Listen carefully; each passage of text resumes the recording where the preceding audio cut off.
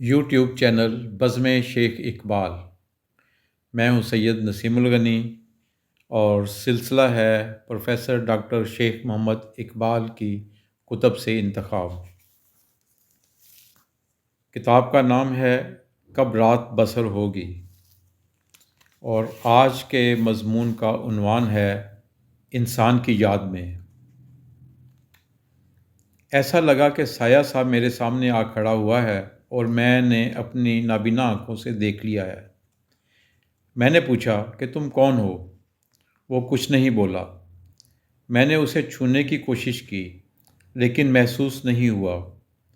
پھر یوں لگا کہ وہ سایہ میرے قریب آ رہا ہے، بہت ہی قریب، اور مجھے ایسا لگا کہ وہ مجھ سے کچھ پوچھ رہا ہے۔ میں اس کی زبان نہیں سمجھ پایا لیکن مجھے اندازہ سا ہوا کہ وہ مجھ سے کسی انسان کا پتہ پوچھ رہا ہے۔ اتفاق سے میں بھی انسان کی تلاش میں تھا۔ میں اسے کیا بتاتا؟ سایہ سا دور ہٹنے لگا اور میں تنہا رہ گیا، سوچ میں گم۔ بار الہ، انسان کیا ہوا؟ اسے کون نگل گیا؟ کس کی نظر کھا گئی؟ لقمہ اجل بن گیا یا زمانے کا رزق؟ یہ سوچ موجود ہے، اتنا بھی کیا کم ہے؟ یہ سوچ میری سوچ نہیں۔ میں نے جانے کتنی کتابوں سے، کتنے دیوانوں سے، کتنے صحیفوں سے اور کتنے تجربوں سے مستعار لی ہے، اور اس سوچ کی بدولت کبھی کبھی بیچ میں پھوٹ پھوٹ کر رونے لگتا ہوں۔ تنہائیوں سے ہم کلام ہوتا ہوں، کبھی شعر کہتا ہوں، کبھی گیت لکھتا ہوں، کبھی نثر کا سہارا لیتا ہوں اور کبھی اپنے آپ سے دست و گریباں ہونے لگتا ہوں۔ سچ اگر آپ میں سے کسی کو معلوم ہے تو مجھے انسان کا پتہ درکار ہے، جس کی تخلیق خلاق اعظم نے کی تھی، جس کے عناصر ترکیبی دیکھ کر فرشتوں نے کہا تھا کہ اے باری تعالیٰ، یہ تو زمین پر فساد مچائے گا، اور باری تعالیٰ نے کہا تھا کہ جو میں جانتا ہوں وہ تم نہیں جانتے، اور پھر ان عناصر سے آدم کی تخلیق ہوئی، جس سے غلطی سرزد ہوئی، اور پھر اس نے صمیم قلب سے معافی مانگی جو قبول ہوئی، اور آدم خلیفۃ الارض بنا، اور پھر آدم ہی آدم دکھائی دینے لگے۔ سچے آدم، کھرے آدم، حقیقت پسند آدم، پرخلوص آدم تھے۔ اس آدم کا پتہ درکار ہے۔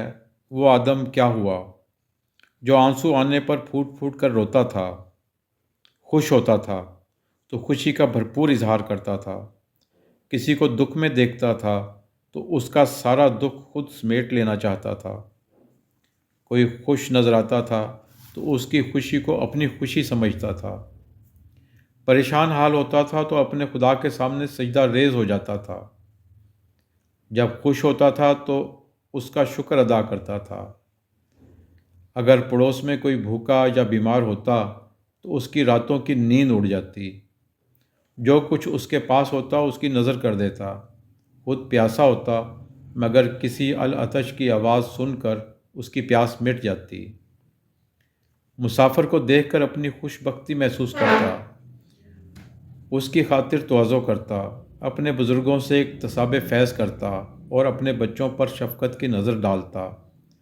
وہ محبت کا جیتا جاگتا مجسمہ ہوتا، محبت اس کا اوڑھنا بچھونا ہوتی، وہ محبت کے گیت گاتا اور محبت کو زندگی کی اساس گردانتا، وہ حسن پر مر مٹتا اور حسن کی تخلیق میں ہمہ وقت محو رہتا۔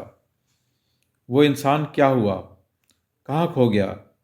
شاید وہ کہیں چھپ گیا ہے، اس نے غاروں میں پناہ تلاش کر لی، اور شاید اس کی ایک اور وجہ بھی ہو کہ خلاق اعظم تخلیق کا عمل سر انجام دیتا ہے، لیکن جب وہ تخلیق زمانے کے جبر کے ہاتھ لگتی ہے، تعصبات کے شکنجے میں جکڑی جاتی ہے، تو اس کی حیت ہی بدل جاتی ہے، اور ہر زمانے کے عاذر اسے اپنی مرضی کے مطابق ڈھالنے لگتے ہیں۔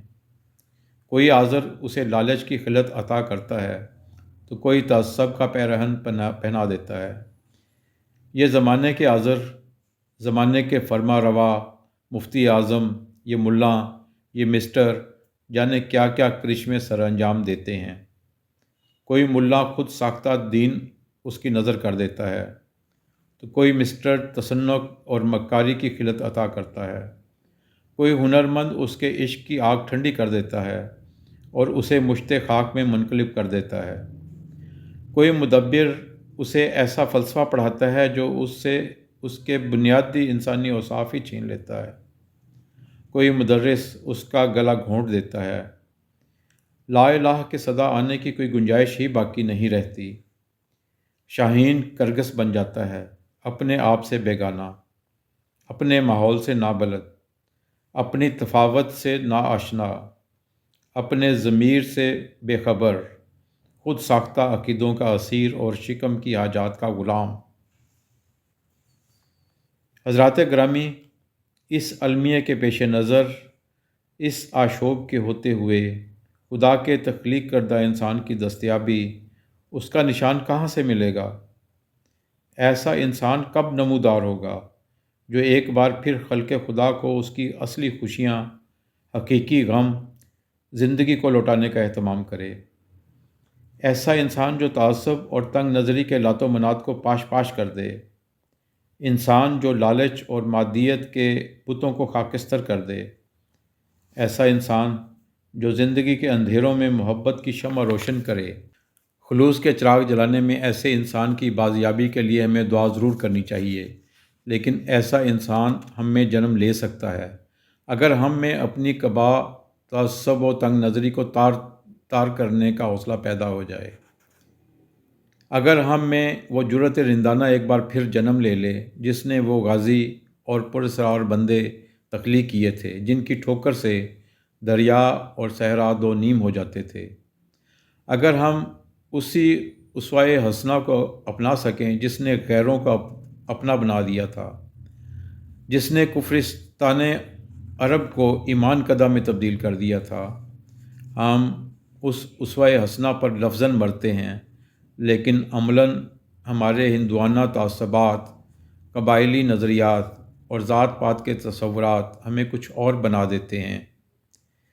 غیرت مند جالے اور اپنے آباء و اجداد کے رسوم و رواج پر مرنے والے اس دور ابتلاء و آزمائش میں کس کو توفیق ہے کہ وہ کلمہ حق بلند کر سکے اور یہ بتا سکے کہ ہر مرد و زن کو اپنی مرضی سے جینے کا اختیار حاصل ہے، یہ واضح کر سکے کہ اصلاً اسلام تعصب اور تنگ نظری نہیں بلکہ عفو و درگزر ہے، عفت نسواں کی ضامن، مردانہ جبر اور تسلط نہیں بلکہ اس کی اپنی ایمانی روشنی ہے۔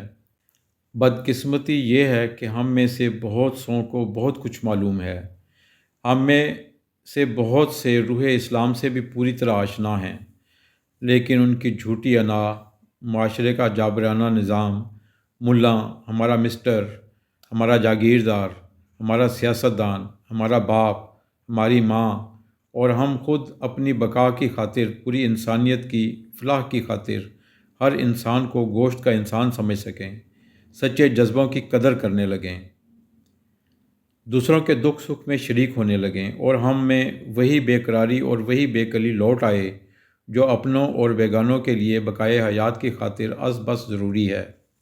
اور اگر ایسا ہو جائے، اور ایسا ہونا ہی ہے، تو پھر ایسے انسان بلکہ ایسے انسانوں کا پتہ مل جائے گا جن کی تخلیق خلاق اعظم نے کی، اور پھر دنیا جنت ارضی ہوگی۔ دوستو، اگر آج کی یہ آڈیو آپ کو پسند آئی ہے تو اس کو لائک کریں اور اپنے دوستوں کے ساتھ شیئر کریں، اور بزم شیخ اقبال یوٹیوب چینل ابھی تک اگر آپ نے سبسکرائب نہیں کیا تو پلیز اس چینل کو سبسکرائب کریں۔ Thank you. السلام علیکم۔